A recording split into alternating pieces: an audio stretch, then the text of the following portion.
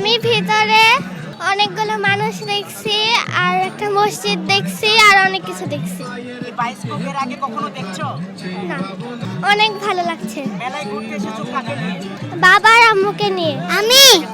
আমি ভিতরে অনেকগুলো বাড়ি দেখেছি, অনেকগুলো মানুষ দেখেছি, অনেক কিছু দেখেছি। এগুলা কি আগে কখনো দেখছো? না, কোনোদিনও দেখিনি। কেমন লাগছে এগুলো দেখে? আমার অনেক ভালো লেগেছে। কার সাথে এসেছো মেলায়? আমি আমার বাবা, মা, ভাইয়ের সাথে এসেছি।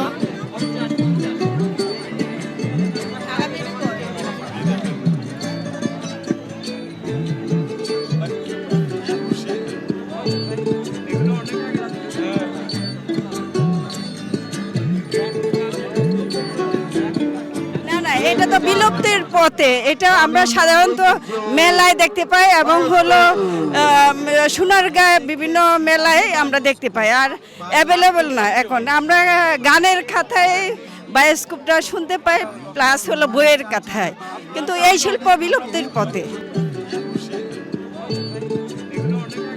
তথ্য প্রযুক্তির কারণে হচ্ছে এইটা অনেক আমাদের কাছে বিলীন হয়ে যাওয়ার মতন অবস্থায় ছিল।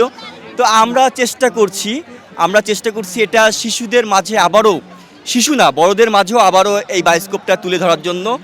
আমাদের যে ঐতিহ্যগুলো আছে সেই ঐতিহ্যগুলো যাতে বায়োস্কোপের মাধ্যমে তারা দেখতে পারে, জানতে পারে, আর বায়োস্কোপ যে আমাদের ঐতিহ্য এটাও যাতে শিশু কিশোররা জানতে পারে। তোমার চাচার বাড়ি বাইয়ের দিকে পুকুর ঘাট, সেই ভাবনায় বয়স আমার বাড়ি